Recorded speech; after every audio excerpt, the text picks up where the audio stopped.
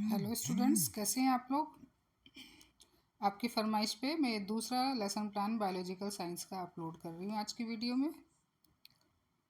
ये 7th class का है और इसमें जो टॉपिक लिया गया है वो है पौधों में श्वसन। यहाँ पर सामान्य उद्देश्य की बात करें तो जैसा मैंने अपनी प्रीवियस वीडियो में बताया था कि जो सामान्य उद्देश्य हैं वो सब्जेक्ट के बेस पर होते हैं। यहाँ पर साइंस सब्जेक्ट है बायोलॉजिकल साइंस, तो यहाँ पर जो सामान्य उद्देश्य है हम लिखेंगे यही कि छात्रों को विज्ञान के तथ्यों का ज्ञान कराना, उनके व्यावहारिक उपयोग सिखाना, छात्रों में जीव विज्ञान के प्रति रुचि उत्पन्न करना, उसमें एकाग्रता और आत्मनिर्भरता का भाव उत्पन्न करना, छात्रों में तर्क शक्ति, विचार शक्ति, कल्पना शक्ति व मानसिक शक्ति आदि का विकास करना और छात्रों में वैज्ञानिक दृष्टिकोण उत्पन्न करना। तो ये जो जो भी आप सामान्य उद्देश्य लिखते हैं इनको आप इनके सीरियल को चेंज करके या इसमें कुछ और लैंग्वेज को चेंज करके लिख सकते हैं, बट ये सब्जेक्ट से ही रिलेटेड होते हैं। जिस भी सब्जेक्ट का आप यूज़ कर रहे हैं, मान लो बायोलॉजिकल साइंस है, मैथ्स है या आपका सोशल साइंस है, हिंदी है, तो हिंदी का अगर जैसे यूज़ करते हैं तो उसमें क्या होगा, भाषा के ज्ञान के बारे में बताना या व्याकरण संबंधी कुछ इसमें या हिंदी भाषा के प्रति रुझान उत्पन्न करना। तो इस तरह से आप ये सामान्य उद्देश्य लिख सकते हैं। विशिष्ट उद्देश्य, जैसा कि मैंने पहले ही बताया था, विशिष्ट उद्देश्य टॉपिक से रिलेटेड होते हैं। ये लेसन प्लान श्वसन से पौधों में श्वसन, इस पर ये टॉपिक है, तो यहाँ पर बच्चे को क्या करेंगे, श्वसन के बारे में जानकारी देना, ये हमारा स्पेसिफिक ऑब्जेक्टिव है। दूसरा, पौधों में श्वसन के बारे में जानकारी देना, प्रीवियस नॉलेज, कि बच्चे जो हैं वो श्वसन के बारे में सामान्य जानकारी रखते हैं। नेक्स्ट, इसमें जो सहायक सामग्री है वो जैसे कि चार्ट का यूज़ किया है, या आप इसमें कोई ऑपरेटस भी यूज़ कर सकते हैं। जैसे आप एक गुब्बारे, एक उसमें 2 गुब्बारों को लगा के एक लकड़ी की पाइप के अंदर या दूसरी पाइप के अंदर आप उसमें श्वसन का जो इनहेल और एक्सहेल है, फूंक मारकर फेफड़ों का, वो भी दिखा सकते हैं अगर वहाँ पर आप जंतुओं में श्वसन के बारे में पढ़ा रहे हैं। ये क्योंकि टॉपिक पौधों में श्वसन के बारे में है, तो इसमें आप चार्ट की सहायता से ही बच्चे को अभिप्रेरित करेंगे। अब जो मेन, ये हमारा पहला फर्स्ट पेज की एंट्रीज हैं। अब सेकंड में जो आते हैं, जैसे कि आपको पता है इसमें ये कॉलम है जिसमें पहला टीचिंग पॉइंट्स है, फिर टीचिंग ऑब्जेक्टिव्स का पॉइंट है, फिर प्यूपल टीचर एक्टिविटीज़ हैं, स्टूडेंट्स की एक्टिविटीज़ हैं, टीचिंग मेथड है और ऑब्जेक्टिव बेस्ड इवैल्यूएशन। तो यहाँ पर हमारा फर्स्ट टीचिंग पॉइंट वही आता है, पूर्व ज्ञान पर आधारित प्रश्न और छात्र पूर्व ज्ञान का प्रत्यास्मरण करते हैं, ये हमारा यहाँ पर टीचिंग ऑब्जेक्टिव है। तो इसमें वही कि बच्चे को आपकी प्रीवियस नॉलेज को चेक करते हुए इंट्रोडक्टरी क्वेश्चंस को पूछेंगे और उन इंट्रोडक्टरी क्वेश्चंस के थ्रू अपने टॉपिक को डिक्लेयर करेंगे। तो जैसे बच्चे ने यहाँ पूछा श्वसन क्या है, तो बच्चे ने इसका जो संभावित आंसर जो दिया है वो भोजन से ऊर्जा मुक्त होने की प्रक्रिया को श्वसन कहते हैं, या हम कह सकते हैं इसमें भोजन के विखंडन की प्रक्रिया को भी हम श्वसन कहते हैं। दूसरा, श्वसन में कितने बेसिक फिनोमिना होते हैं, तो यहाँ पर 2 फिनोमिना है, ब्रीदिंग और सेलुलर रेस्पिरेशन। देन ब्रीदिंग क्या है, ऑक्सीजन लेने और कार्बन डाइऑक्साइड रिलीज करने की प्रक्रिया को ब्रीदिंग कहते हैं। देन इसके बाद पौधों में श्वसन की प्रक्रिया कैसे होती है, तो इसका आंसर जो है छात्र क्या देंगे, असंतोषजनक उत्तर देते हैं।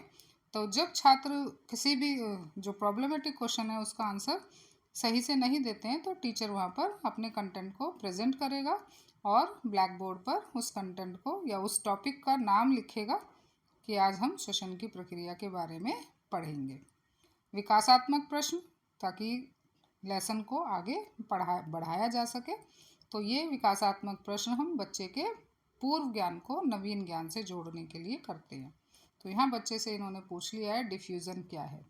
तो डिफ्यूज़न, जैसा कि हायर कंसंट्रेशन से मॉलिक्यूल जो है वो लोअर कंसंट्रेशन की ओर बढ़ते हैं, तो इसे क्या कहते हैं, हम डिफ्यूज़न कहते हैं। देन पौधों में श्वसन, यहाँ पर इसका एक्सप्लेनेशन स्टार्ट हो जाती है। तो यहाँ एक्सप्लेनेशन, क्योंकि पौधों में श्वसन के बारे में टीचर बताएगा, तो इस तरह से इसका जो ऑब्जेक्टिव है वो क्या है, छात्र पौधे के में श्वसन के बारे में जानकारी प्राप्त करते हैं।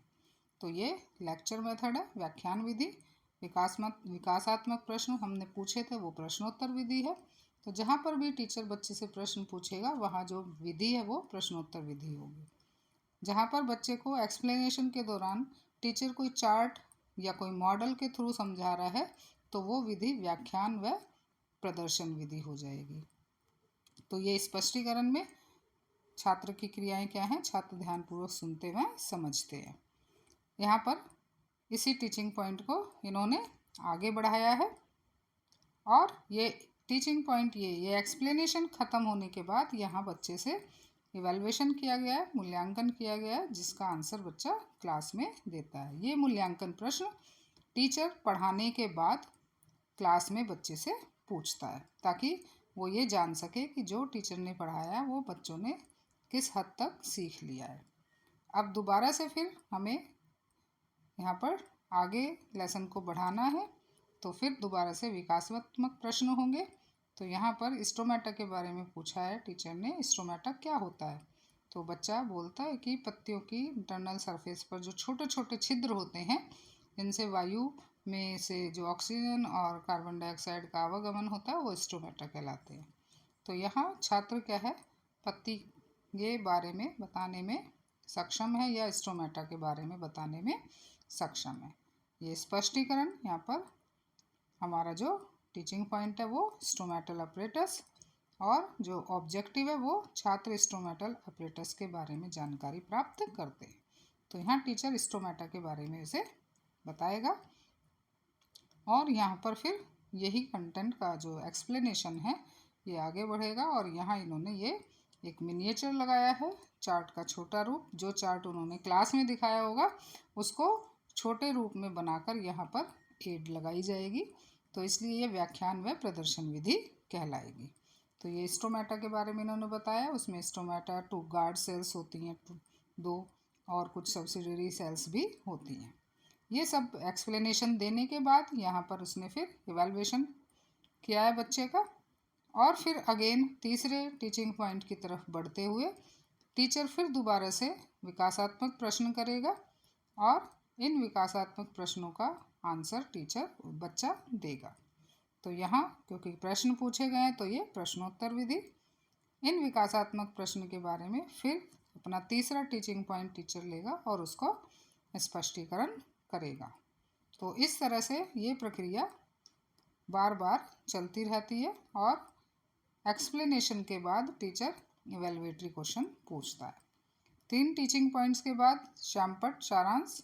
शामपट पे जो भी बच्चे को उन्होंने टीचिंग पॉइंट्स लेके बताया है वो टीचिंग पॉइंट शामपट पे लिखेगा ताकि बच्चा जो ज्ञान उसने प्राप्त किया है, जो नॉलेज गेन की है उसको रिकॉल कर सके, यानी उसने इस लेसन में कौन कौन से पॉइंट्स को पढ़ा है। और लास्ट में होमवर्क, तो यहाँ टीचर बच्चे को होमवर्क देगा ताकि जो नॉलेज उसने गेन की है वो नॉलेज स्टेबल हो सके। तो ये lesson plan second lesson plan है 7th क्लास का। तो आई थिंक आप इससे हेल्प लेके अपने लेसन प्लान को पूरा कर सकते हैं। अच्छा लगे तो लाइक और शेयर करिए और चैनल पर नए हैं तो सब्सक्राइब भी करिए। अपने मित्रों को, अपने साथी टीचर्स को बताइए जो प्यूपिल टीचर हैं और ताकि उनको भी हेल्प मिल सके। Thank you.